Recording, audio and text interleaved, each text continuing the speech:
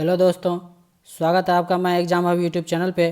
तो आज के इस वीडियो में हम लोग डिस्कस करेंगे इंडियन पॉलिटी, भारतीय राज व्यवस्था के जो हैं 30 महत्वपूर्ण क्वेश्चन डिस्कस करेंगे। ओके, इंपॉर्टेंट क्वेश्चन होगा किसी भी एग्जाम के लिए जिसमें जीके जीएस पूछा जाता है, जिसमें पॉलिटी पूछा जाता है, जैसे कि रेलवे हो गया, स्टेट पीसीएस हो गया, एनी अदर कम्पिटिटिव एग्जामिनेशन जिसमें कि जीके जीएस पूछा जाता है। 30 मोस्ट इंपॉर्टेंट इंडियन पॉलिटी के क्वेश्चन इस वीडियो में डिस्कस करेंगे और आप अपने आप को जांच भी सकते हैं कि कितना क्वेश्चन आपको आता है। आप रियली में पॉलिटी पढ़े हैं तो इस क्वेश्चन का 30 क्वेश्चन में से आप कितना आप आंसर दे सकते हैं, आप अपने आप को जान सकते हैं। और वीडियो शुरू से अंत तक देखने के बाद जो है आप कमेंट करके जरूर बताइए कि कितना क्वेश्चन आपका सही हुआ। ओके, और इस वीडियो से संबंधित आपको पीडीएफ चाहिए तो मैं एग्जाम हब के नाम से टेलीग्राम चैनल है, आप उसको ज्वाइन कर सकते हैं, वहाँ पे पीडीएफ आपको प्रोवाइड कर दिया जाएगा। ओके, और यदि आप चैनल पर नए हैं तो सब्सक्राइब कर लीजिएगा और अपने दोस्तों के साथ भी ज़्यादा से ज़्यादा शेयर कर दीजिएगा। इस तरह का वीडियो पाने के लिए आपका सपोर्ट बहुत ज़रूरी है। आप जितना ज़्यादा सपोर्ट करेंगे धीरे धीरे करके आपको अच्छे अच्छे कंटेंट प्रोवाइड करते रहेंगे इस तरह के। और भी बहुत सारे आप चैनल पे विजिट कीजिए, आपको देखिए बहुत तरह के कंटेंट मिलते चले जाएंगे। ओके, तो चलिए डिस्कस करते हैं इस वीडियो में 30 मोस्ट इंपॉर्टेंट पॉलिटी के क्वेश्चन। वीडियो जो है शुरू से अंत तक देखिएगा, बीच में आपको बिल्कुल नहीं छोड़ना है और कमेंट करके आप जरूर बताइएगा कि कितना क्वेश्चन इस 30 क्वेश्चन में आपका सही हुआ। ओके, तो चलिए देखते हैं एक एक क्वेश्चन इंपॉर्टेंट है आज के इस वीडियो में। पहला क्वेश्चन है 73वां और 74वां संवैधानिक संशोधन अधिनियम संशोधित है। संवैधानिक संशोधन जो है 73वां और संविधान संशोधन ये किससे संबंधित है ये बताना है आपको। तो ये हम 2 सेकेंड रुकेंगे, आपको मन में आंसर खुद से ही सिलेक्ट कर लेना है कि कौन सा आंसर सही है। तो बताना आपको 73वां और 74वां संवैधानिक संशोधन जो है वह किससे संबंधित है। तो ये है पंचायती राज और नगरीय क्षेत्र स्व सरकार से संबंधित है। ऑप्शन नंबर ए सही हो जाएगा। क्या हो जाएगा? ऑप्शन नंबर ए सही हो जाएगा। उम्मीद करते हैं ये क्वेश्चन जो है आपका सही हुआ होगा। नेक्स्ट क्वेश्चन पे चलते हैं। संघ लोक सेवा आयोग यूपीएससी जिसको बोलते हैं, यूनियन पब्लिक सर्विस कमीशन, निम्नलिखित विधि द्वारा उम्मीदवारों की भर्ती नहीं करता है। कौन सी विधि द्वारा जो है उम्मीदवारों की भर्ती नहीं करता है यूपीएससी, ये बताना है आपको।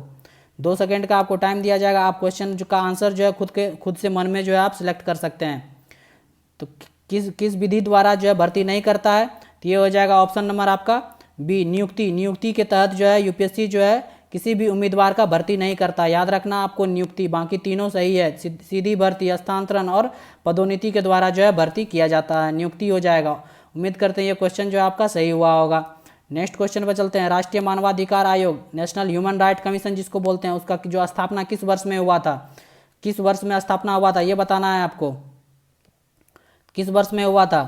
तो ये हुआ था 1993। ऑप्शन नंबर ए सही हो जाएगा, 1993। याद रखना आपको ऑप्शन नंबर ए, 1993 में जो है ये हुआ था स्थापना। ओके, ऑप्शन नंबर आपका ए सही हो जाएगा। नेक्स्ट क्वेश्चन पे चलते हैं। संविधान के निम्नलिखित में से किस अनुच्छेद में राज्य शब्द का उल्लेख किया गया है? संविधान के किस अनुच्छेद में जो है राज्य शब्द का उल्लेख किया गया ये बताना है। अनुच्छेद 10, अनुच्छेद 11, अनुच्छेद 12 और अनुच्छेद 13। कौन से अनुच्छेद में किया गया राज्य शब्द का उल्लेख? तो ये किया गया अनुच्छेद 12 में। ऑप्शन नंबर सी सही हो जाएगा इस क्वेश्चन का आंसर। क्या हो जाएगा? अनुच्छेद 12, ऑप्शन नंबर सी। उम्मीद करते हैं ये क्वेश्चन जो है आपका सही हुआ होगा।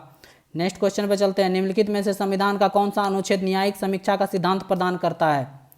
निम्नलिखित में से संविधान का कौन सा अनुच्छेद जो है न्यायिक समीक्षा का सिद्धांत प्रदान करता है ये बताना है आपको। तो ये करता है अनुच्छेद नंबर 13। ऑप्शन नंबर ए सही हो जाएगा। अनुच्छेद नंबर 13 जो है ये सिद्धांत न्यायिक समीक्षा का सिद्धांत प्रदान करता है। ओके, उम्मीद करते हैं ये भी क्वेश्चन आपका सही हुआ होगा। कमेंट करके लास्ट में आप जरूर बताइएगा वीडियो शुरू से अंत तक देखने के बाद कि कितना आपका स्कोर रहा इस 30 क्वेश्चन में। सारे इंपॉर्टेंट क्वेश्चन है, कहीं ना कहीं एग्जाम में आपको जरूर देखने को मिलेंगे। नेक्स्ट क्वेश्चन चलते हैं। स्पीकर प्रोटेम का अर्थ क्या है?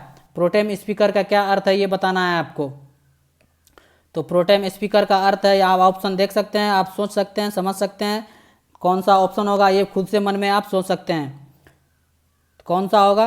प्रोटेम स्पीकर का अर्थ है अंतिम लोकसभा अध्यक्ष के पद के खाली होने पर कार्यभार संभालने वाला व्यक्ति होता है प्रोटेम स्पीकर। आपको ध्यान रखना, अंतिम लोकसभा अध्यक्ष का पद जब खाली हो जाता है उसके बाद जो कार्यभार संभालता है लोकसभा अध्यक्ष के पहले जो नियुक्त होता है उसको बोलते हैं प्रोटेम स्पीकर। ओके, और ये जो है किसके द्वारा नियुक्त किया जाता है? राष्ट्रपति के द्वारा नियुक्त किया जाता है, ये भी आपको ध्यान रखना है। ओके, चलिए नेक्स्ट क्वेश्चन पे चलते हैं। लोक लेखा समिति का गठन पहली बार किसके अंतर्गत किया गया था? इंपॉर्टेंट क्वेश्चन है, आसान नहीं है। आप कमेंट थोड़ा दिमाग पे जोर डालिए, आपका क्वेश्चन आंसर सही हो सकता है। सोचिए दिमाग में कौन सा आंसर सही होगा। लोक लेखा समिति का गठन जो है पहली बार किसके अंतर्गत किया गया था? तो ये किया गया था भारत सरकार अधिनियम 1919 के तहत। ऑप्शन नंबर बी सही हो जाएगा। भारत सरकार 1919 अधिनियम के तहत जो है लोक लेखा समिति का गठन किया गया था। इंपॉर्टेंट क्वेश्चन है, उम्मीद करते हैं ये क्वेश्चन भी आपका सही हुआ होगा। नेक्स्ट क्वेश्चन चलते हैं। टोकन कट मोशन दर्शाता है। टोकन कट मोशन क्या दर्शाता है? टोकन कट मोशन क्या दर्शाता है? ये दर्शाता है मांग की राशि जो है 100 रुपये से कम की जाए। मांग की राशि जो है 100 रुपये कम की जाए। मांग की राशि जो है 100 रुपये कम की जाए, ये दर्शाता है token cut motion. Important question है, याद रखना है। ऐसा इतना आसान भी नहीं है। ओके, सारे अच्छे लेवल के क्वेश्चन है सारे। नेक्स्ट क्वेश्चन में चलते हैं। निम्नलिखित कथनों पर विचार कीजिए और गलत कथन का चयन कीजिए। निम्नलिखित कथनों पर विचार करना है आपको और गलत कथन का चयन करना है। आप पढ़ सकते हैं, वीडियो पॉज करके देख सकते हैं कौन से कथन इसमें से गलत हैं। गलत कथन का आपका चयन करना है। तो मैं आंसर बता रहा हूँ, इसका आंसर हो जाएगा राज्य विधानसभा में निर्वाचित और मनोनीत सदस्य राष्ट्रपति चुनाव में भाग लेते हैं। मनोनीत सदस्य जो है वो भाग नहीं लेते हैं, ये कथन गलत है। गलत कथन पूछ रहा था ना, तो ये कथन जो है गलत है। राज्य विधानसभा में जो है निर्वाचित और मनोनीत सदस्य मनोनीत सदस्य भाग नहीं लेते, निर्वाचित सदस्य भाग लेते हैं राष्ट्रपति चुनाव में। ओके, इस बात का आपको ध्यान रखना है। बाकी तीनों स्टेटमेंट जो है ये भी आपको याद कर लेने हैं, ये भी सही, ये तीनों स्टेटमेंट जो है वो सही हैं। नेक्स्ट क्वेश्चन पर चलते हैं। निम्नलिखित में से कौन भारत के नीति निर्देशक सिद्धांतों में से एक नहीं है? कौन सा नहीं है? तो ये हो जाएगा स्वीकारात्मक कार्रवाई। स्वीकारात्मक कार्रवाई जो ये नीति निर्देशक सिद्धांतों में से एक नहीं है, याद रखना है। Next question. भारतीय संविधान को वकील का स्वर्ग, लॉयर्स पैराडाइज किसने कहा है? भारतीय संविधान को जो है लॉयर्स पैराडाइज, वकील का स्वर्ग, किसके द्वारा कहा गया है? ये कहा गया आइवर जेनिंग्स के द्वारा। इंपॉर्टेंट क्वेश्चन है, उम्मीद करते हैं आपसे बना होगा ये क्वेश्चन। आइवर जेनिंग्स के द्वारा कहा गया भारतीय संविधान को वकील का स्वर्ग। इंपॉर्टेंट है, याद रखना। नेक्स्ट क्वेश्चन पे चलते हैं। निम्नलिखित में कौन भारत सरकार अधिनियम 1919 की एक विशेषता नहीं थी? भारत सरकार अधिनियम 1919 का एक विशेषता नहीं है, ये बताना है आपको। कौन सा विशेषता नहीं है? तो ये हो जाएगा ऑप्शन नंबर आपका बी सही हो जाएगा। विधानसभा में निर्वाचित बहुमत होगा और उसका मंत्रियों पर नियंत्रण होगा, ये जो है विशेषता नहीं है। किसका? भारत सरकार अधिनियम 1919 का। इंपॉर्टेंट है, याद रखना है। नेक्स्ट क्वेश्चन चलते हैं। किस अधिनियम ने बंगाल के गवर्नर जनरल को भारत का गवर्नर जनरल बनाया? किस अधिनियम के तहत जो है बंगाल के गवर्नर जनरल को भारत का गवर्नर जनरल बनाया गया? तो ये बनाया गया चार्टर एक्ट 1833। उम्मीद करते हैं ये क्वेश्चन आपका सही हुआ होगा। चार्टर एक्ट 1833 के तहत जो है बंगाल के गवर्नर जनरल को भारत का गवर्नर जनरल बनाया गया था। इंपॉर्टेंट क्वेश्चन है, याद रखना है। नेक्स्ट क्वेश्चन पर चलते हैं। निम्नलिखित में से कौन भारत में पंचायती राज व्यवस्था के विचार का कट्टर विरोधी था? पंचायती राज व्यवस्था का कट्टर विरोधी था इस विचार का, तो ये था बी.आर. अम्बेडकर। डॉक्टर भीमराव अम्बेडकर ये कट्टर विरोधी थे। इंपॉर्टेंट क्वेश्चन है, आपको लग रहा होगा दूसरा आंसर, लेकिन बी.आर. अम्बेडकर जो है इसका सही आंसर होगा। नेक्स्ट क्वेश्चन चलते हैं। एनजेएसी का निरूपित रूप क्या है? एनजेएसी का फुल फॉर्म क्या है, ये बताना है आपको। एनजेएसी का फुल फॉर्म है राष्ट्रीय न्यायिक नियुक्ति आयोग। ऑप्शन नंबर सी सही हो जाएगा, राष्ट्रीय न्यायिक नियुक्ति आयोग। ध्यान रखना आपको, राष्ट्रीय न्यायिक नियुक्ति आयोग, जिसको बोलते हैं नेशनल जुडिशियल अपॉइंटमेंट कमीशन। क्या होगा? National judicial appointment commission. English में भी आपको याद रखना है, नेशनल जुडिशियल अपॉइंटमेंट कमीशन, राष्ट्रीय न्यायिक नियुक्ति आयोग। इंपॉर्टेंट क्वेश्चन है, याद रखना है। नेक्स्ट क्वेश्चन में चलते हैं। भारत में जनहित याचिका PIL, पब्लिक इंटरेस्ट लिटिगेशन जिसको बोलते हैं, इसकी शुरुआत किसके द्वारा किया गया? किसके द्वारा किया गया? इंपॉर्टेंट क्वेश्चन है, बहुत बार एग्जाम में पूछा गया है। किसके द्वारा किया गया? तो ये किया गया न्यायाधीश VR कृष्णा अय्यर और न्यायाधीश PN भगवती के द्वारा। वेरी वेरी इंपॉर्टेंट क्वेश्चन है, याद रखना। उम्मीद करते हैं ये क्वेश्चन आपका सही हुआ होगा। ओके, तो भारत में PIL किसके द्वारा शुरुआत किया गया? ऑप्शन नंबर ए सही होगा, याद रखना है। नेक्स्ट है, संविधान के 8वीं अनुसूची में किसकी सूची शामिल है? 8वीं अनुसूची में क्या शामिल है? आधिकारिक धर्म, जातियाँ, आधिकारिक भाषा। तो 8वीं अनुसूची में आधिकारिक भाषा, आसान सा क्वेश्चन है ये, उम्मीद करते हैं ये आपका सही हुआ होगा। आधिकारिक भाषा 8वीं अनुसूची में शामिल है। नेक्स्ट क्वेश्चन चलते हैं। राष्ट्रीय एकता परिषद की पहली बैठक किस वर्ष हुई थी? राष्ट्रीय एकता परिषद की पहली बैठक किस वर्ष हुई थी? आप आंसर कर सकते हैं, लास्ट में कमेंट करके जरूर बताइएगा कि कितना क्वेश्चन आपका सही हुआ। तो ये हुआ 1962। ऑप्शन नंबर सी सही हो जाएगा। 1962 में राष्ट्रीय एकता परिषद की पहली बैठक हुई थी। इंपॉर्टेंट क्वेश्चन है, याद रखना है। नेक्स्ट है, निम्नलिखित में से कौन सही ढंग से मेल नहीं खाता है? आपको बताना कौन सही ढंग से मेल नहीं खाता। अनुच्छेद 167 मुख्यमंत्री के कर्तव्य से है। अनुच्छेद 163 मुख्यमंत्री की शपथ से। अनुच्छेद 164 राज्य मंत्रियों से संबंधित प्रावधान। अनुच्छेद 166 राज्य सरकार का संचालन। कौन सा सही मेल नहीं खाता, कौन सा गलत है? तो ऑप्शन नंबर आपका क्या हो जाएगा?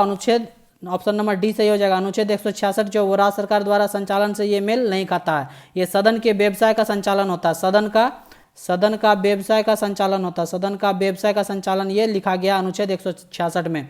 ये तीनों बाकी सही हैं। याद उम्मीद करते हैं ये क्वेश्चन जो आपके सही हुए होंगे। ओके, आप अपना तैयारी जान सकते हैं, कितना आप रियल में पॉलिटी पढ़े हैं, तो कितना क्वेश्चन आपका सही हो रहा है आप कमेंट करके जरूर बताइएगा। ओके, चलिए डिस्कस करते हैं आगे नेक्स्ट क्वेश्चन पे।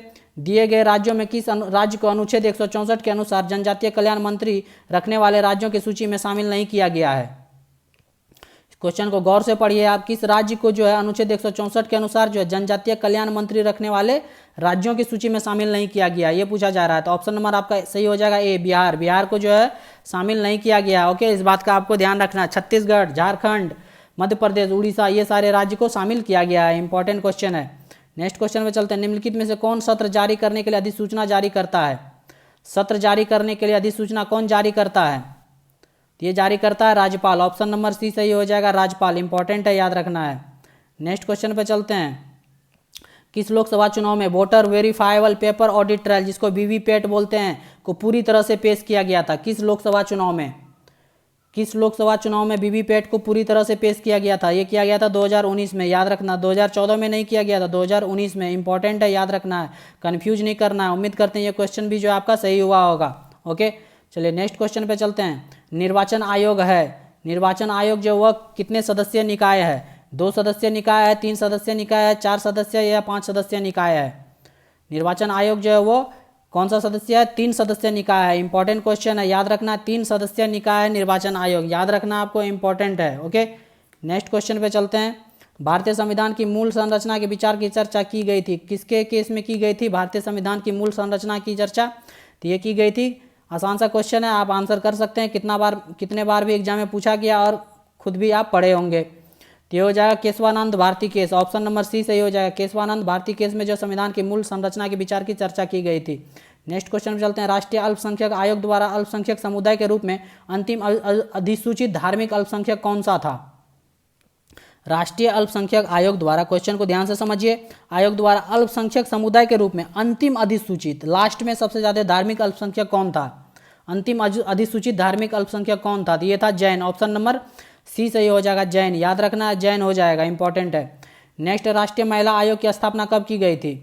राष्ट्रीय महिला आयोग की स्थापना कब की गई थी ये बताना है आपको। तो ये की गई थी 1992 में। ऑप्शन नंबर सी सही हो जाएगा, 1992। इंपॉर्टेंट है, याद रखना है। नेक्स्ट, निम्नलिखित में से कौन संविधान की प्रांतीय संविधान समिति के अध्यक्ष थे? संविधान की प्रांतीय संविधान समिति के अध्यक्ष थे Sardar Patel. Option number B सही हो जाएगा। उम्मीद करते हैं ये क्वेश्चन भी आपका सही हुआ होगा, सरदार पटेल आंसर हो जाएगा। नेक्स्ट क्वेश्चन है, किस वर्ष में संविधान सभा पर विचार एम एन रॉय द्वारा पहली बार पेश किया गया था?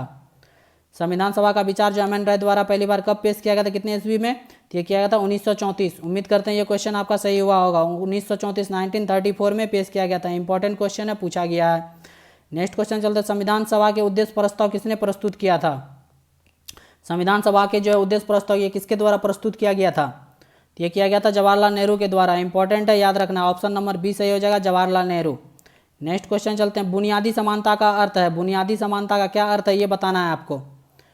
बुनियादी समानता का क्या अर्थ है ये बताना है आपको।